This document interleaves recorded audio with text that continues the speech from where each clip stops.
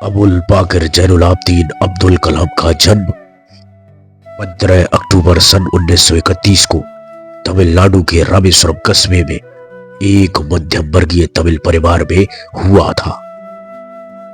आपके पिता जैनुल आबदीन एक बुद्धिमान व्यक्ति थे तथा उनमें उदारता की सच्ची भावना थी। आपकी मां का नाम आसियम्मा था तथा वे एक धर्मपरायण महिला थी। आपने स्वार्ट्स हाई स्कूल से शिक्षा प्राप्त कर सन 1950 में सेंट जोसेफ कॉलेज त्रिची में प्रवेश लिया। सेंट जोसेफ कॉलेज से ही आपने बीएससी की डिग्री प्राप्त की। तत्पश्चात आपने Madras institute of technology IIT से एरोनॉटिकल इंजीनियरिंग की पढ़ाई की। आपने सन 1958 में 50 रुपए के मूल वेतन पर डीडीटी एंड बी एयर वरिष्ठ वैज्ञानिक सहायक के पद पर कार्य करना शुरू कर दिया। पराध्वनिक लक्ष्य भेदी विमान की डिजाइन की रूपरेखा निदेशालय में नौकरी के पहले साल के दौरान ऑफिसर इंचार्ज आर वरदराजन की मदद से एक पराध्वनिक लक्ष्य भेदी विमान का डिजाइन करने में सफलता प्राप्त की। विमानों के रखरखाव का अनुभव हासिल करने के लिए आपको विमान एवं हथियार प्रशिक्षण इकाई ANATU कानपुर भेजा गया। बाद में आपने डार्ट लक्ष्य के डिजाइन की टीम में शामिल होकर उसे पूरा करने में मदद पहुंचाई। तत्पश्चात बंगलौर में वैमानिकी विकास ADE की स्थापना की गई और आप इस नए प्रतिष्ठान में चले गए, जहां पर आपने हॉवरक्राफ्ट मंडराने वाले वाहन के निर्माण में महत्वपूर्ण भूमिका निभाई। हॉवरक्राफ्ट एरोनॉटिक्स डेवलपमेंट इस्टेब्लिशमेंट में कलाम की पहली परियोजना थी। कलाम व उनके सहयोगियों ने प्रारूप को डिजाइन के अनुसार उड़ाते हुए उस परियोजना में सफलता प्राप्त की।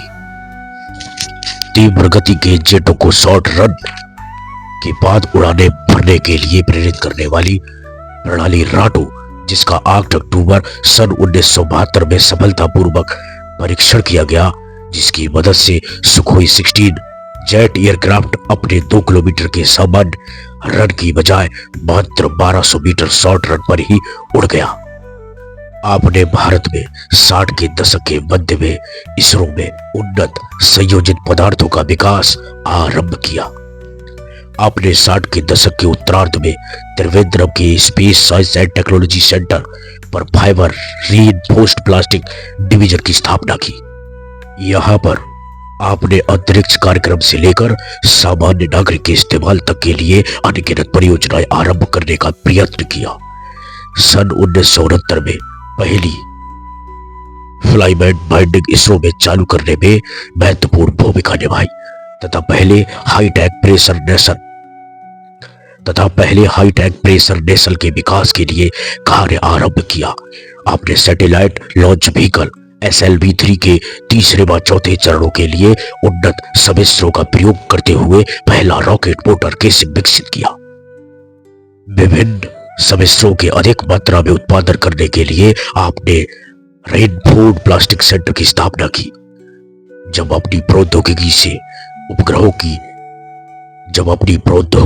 उपग्रहों को लॉन्च करने के लिए देश में स्वदेशी क्षमता विकसित करने के उद्देश्य से इसरो में उपग्रह प्रक्षेपण यान कार्यक्रम SLV-3 शुरू किया गया, तो डॉक्टर कलाम को योजना प्रमुख बनाया गया।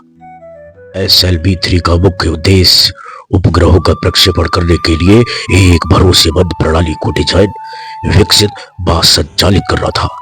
इस परियोजना को डॉक्टर कलाम ने सफलतापूर्वक पूरा किया व इसके लिए आपको पद्म भूषण से सम्मानित किया गया। डॉक्टर कलाम ने रक्षा मंत्री के तत्कालीन वैज्ञानिक सलाहकार डॉक्टर BS अरुणाचलम के मार्गदर्शन में integrated guided missile development programme IGMDP का प्रस्ताव पारित किया। इस कार्यक्रम के अंतर्गत तेज प्रक्रिया प्रणाली युक्त नीची उड़ान भरने वाले विमानों, हेलीकॉप्टरों तथा विमान भेदी मिसाइलों के खिलाफ त्रिशूल मिसाइल सेना के लिए जमीन से जमीन पर 40 से 150 किलोमीटर के बीच सही निशाना लगाकर मार करने वाली Prithvi missile, electronic scanning, phased array radar तथा मल्टीपल प्रोसेसर्स में जुड़े हुए सॉफ्टवेयर का प्रयोग करते हुए कई निशानों का पता लगाते हुए एक साथ 4 लक्ष्यों पर वार करने में सक्षम आकाश मिसाइल, दागों तथा भूल जाओ एवं ऊपर से आक्रमण करने में सक्षम टैंक भेदी मिसाइल नाग तथा बाहरी सतह पर बहुत उच्च ताप सहने में तथा अंदर 40 डिग्री सेल्सियस ताप बनाए रखने में सक्षम लंबी दूरी के फ्लाइट व्हीकल्स के लिए प्रौद्योगिकी प्रदर्शक अग्नि मिसाइल व भारत व रूस के संयुक्त प्रयास से धरती, समुद्र, आसमान तथा वायु आधारित विभिन्न माध्यमों से प्रक्षेपित किए जाने में सक्षम विमान भेदी मिसाइल ब्रह्मोस को विकसित करने में सफलता प्राप्त की। इन मिसाइलों का सफल प्रक्षेपण एक अनूठी उपलब्धि है जिसने भारत को कुछ देशों के एक महत्वपूर्ण समूह का सदस्य बना दिया जो उन्नत प्रौद्योगिकी व शस्त्र प्रणालियां प्राप्त कर चुके हैं। SLV-3 तथा निर्देशित प्रक्षेपास्त्र कार्यक्रम के द्वारा उच्च प्रौद्योगिकी एरोस्पेस परियोजनाओं की स्वदेशी डिजाइन तथा विकास में एक मजबूत आधार तैयार हो गया है। डॉक्टर कलाम ने भावी मिसाइल प्रौद्योगिकी क्षेत्रों में विकास के उद्देश्य से DRDL के विस्तार के रूप में ICI नामक एक उन्नत अनुसंधान प्रौद्योगिकी केंद्र की स्थापना की। समन्वित निर्देशित प्रक्षेपास्त्र विकास कार्यक्रम के लिए उनके द्वारा कल्पित प्रबंधन प्रणाली का परिणाम प्रौद्योगिकी वेत्ताओं, शैक्षिक संस्थानों, उद्योगों और उपभोक्ताओं की ओर से उच्च स्तर की प्रतिबद्धता के रूप में सामने आया तथा उसने महत्वपूर्ण क्षेत्रों और क्रांतिक प्रौद्योगिकी विकास की ओर राष्ट्रीय प्रतिभाओं को बेहतरीन ढंग से प्रेरित किया।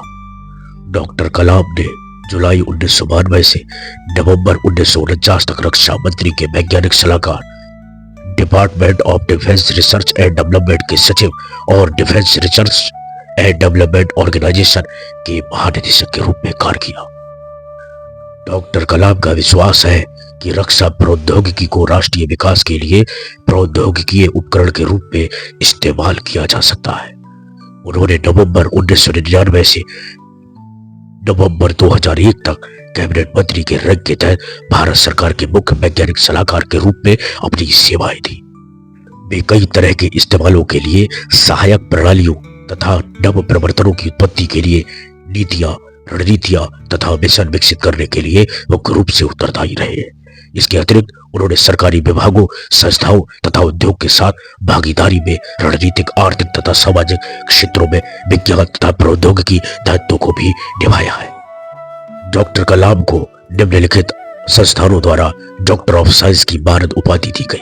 अन्ना university of technology Madras, Jadavpur विश्वविद्यालय, कल्याणी विश्वविद्यालय, हैदराबाद विश्वविद्यालय, बनारस हिंदू विश्वविद्यालय, रुड़की विश्वविद्यालय, मैसूर विश्वविद्यालय, IIT Mumbai, IIT Delhi, IIT Kanpur, Birla institute of technology Ranchi, Allahabad विश्वविद्यालय, Indian school of science, Maharaja Sayaji Rao university of Baroda, Bharathidasan विश्वविद्यालय, तिरुचिरापल्ली दिल्ली विश्वविद्यालय, मद्रास विश्वविद्यालय, Manipal academy of higher education, Andhra विश्वविद्यालय विशाखापट्टनम, मदुरई कामराज विश्वविद्यालय, छत्रपति साहूजी महाराज विश्वविद्यालय, कानपुर तेजपाल विश्वविद्यालय, राजीव गांधी प्रौद्योगिकी विश्वविद्यालय भोपाल तथा Visvesvaraya technological university Belgaum. Jawaharlal Nehru technological university Hyderabad ने उन्हें डॉक्टर ऑफ फिलॉसफी तथा डॉक्टर बाबा साहब अम्बेडकर मराठावाड़ा यूनिवर्सिटी औरंगाबाद और विश्व भारती संत निकेतन ने उन्हें डॉक्टर ऑफ लिटरेचर की मानद उपाधि प्रदान की। डॉक्टर कलाम को अनगिनत पुरस्कार मिले हैं जिनमें शामिल है इंस्टीट्यूशनल ऑफ इंजीनियर्स, भारत का national design award, aeronautical society of India का doctor Virendra Roy space award, विज्ञान व प्रौद्योगिकी के लिए ओम प्रकाश मशीन पुरस्कार, मध्य प्रदेश सरकार द्वारा वर्ष 1990 के लिए इंजीनियरिंग तथा प्रौद्योगिकी क्षेत्र में राष्ट्रीय नेहरू पुरस्कार, एस्ट्रोनॉमिकल सोसाइटी ऑफ इंडिया द्वारा सन 1994 के लिए आर्यभट्ट पुरस्कार, Andhra Pradesh academy of sciences द्वारा professor Y Nayudamma memorial gold medal, विज्ञान के लिए GM मोदी पुरस्कार, विज्ञान तथा प्रौद्योगिकी में श्रेष्ठ कार्य के लिए HK फिरोदिया पुरस्कार, वीर सावरकर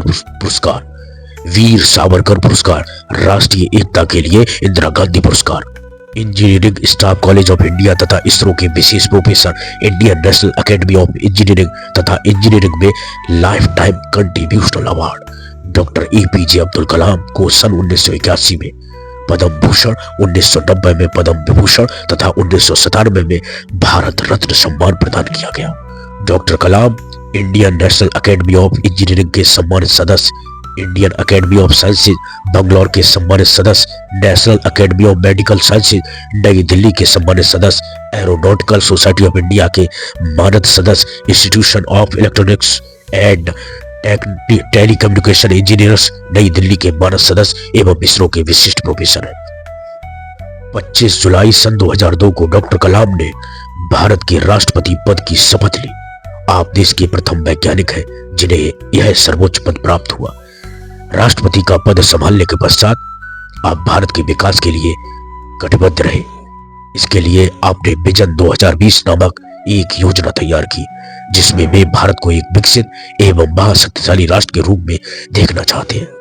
इसके लिए आपने 5 महत्वपूर्ण क्षेत्रों में विकास की संकल्पना की। यह क्षेत्र है कृषि तथा खाद्य प्रसंस्करण, दूसरा ऊर्जा, तीसरा शिक्षा एवं स्वास्थ्य, चौथा सूचना प्रौद्योगिकी और पांचवा परमाणु अंतरिक्ष व रक्षा प्रौद्योगिकी। यदि इन 5 क्षेत्रों की गतिविधियों को एकीकृत कर दिया जाए तो खाद्यान्न, आर्थिक, सामाजिक व राष्ट्रीय सुरक्षा सुनिश्चित की जा सकेगी। आप देश के बच्चों को देश का भविष्य मानते थे और आपने स्वप्न विजन 2020 को साकार करने के लिए बच्चों को सदैव प्रेरित किया था। इस हेतु आप पिछले वर्षों में देश के लाखों बच्चों से सीधे संवाद करते रहे थे। डॉक्टर एपीजे अब्दुल कलाम सदा यूं ही समस्त भारतवासियों के दिलों में अमर रहेंगे। जय हिंद, जय भारत।